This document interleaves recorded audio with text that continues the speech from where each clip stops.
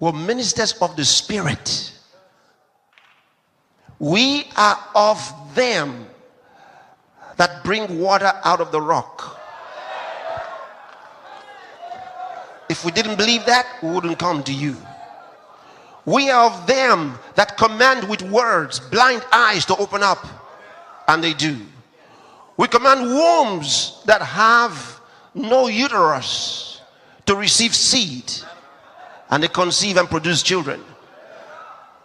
So we come to change your situation by the power and the Spirit of God. That's why we're here. So the first thing is recognize the call to action. As we share the word of God, you're going to be prompted to respond. And when you're prompted to respond, don't wait. Respond. Respond at that time. Don't wait. When we preach to sinners, we call them to the altar for salvation. If we preach a message of salvation and we don't call sinners, we don't give them an opportunity to act their faith on the message to receive salvation, then the seed can be picked up by the devil. We must make sure that the seed is truly sown in the heart. And the only proof that the seed of God's word is in your heart is your response. Your action of faith, your response. Faith is the response of the human spirit to the word of God. And until you respond, you haven't heard. You haven't heard. When you hear it, it'll produce faith. And faith is a response of the human spirit to God's word. So, when we preach to the sick, we instruct, rise up and walk. Otherwise, he'll remain there. The Bible says, as Paul preached at Lystra, he perceived that the man had faith to be healed. Now, had he gone home and left the man there, he never would have walked. But the man had faith to be healed.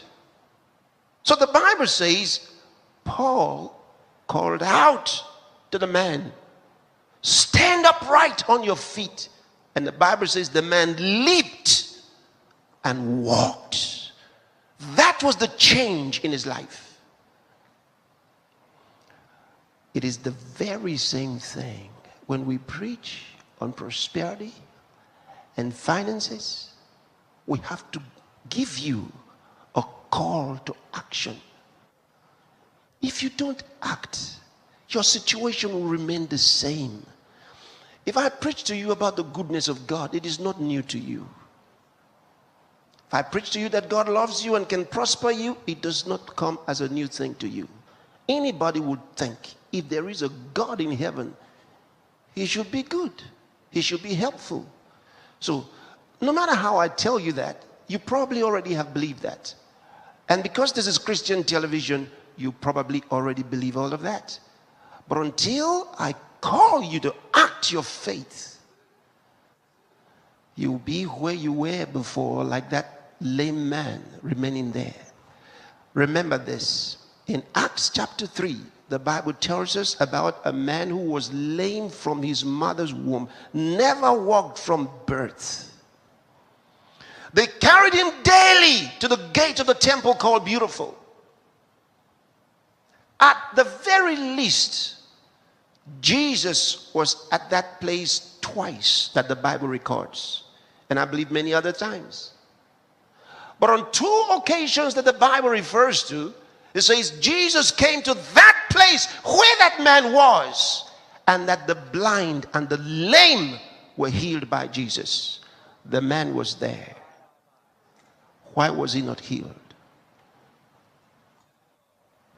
Then it came to pass that Peter and John came through this same way. And this time, Peter made a call to action. He said to the man, I don't have the money you want, but what I have I give to you. In the name of Jesus Christ of Nazareth, rise up and walk. And then he lifted the man by the right hand, and the Bible says the man's ankle bones received strength. And he, leaping up, stood and walked with them. He was leaping and walking, walked with them into the temple, praising God. Your situation can change drastically. If we didn't believe that, we wouldn't come to you. We're not trying to teach you how to use the world system to prosper. That's not our job. We're ministers of the gospel.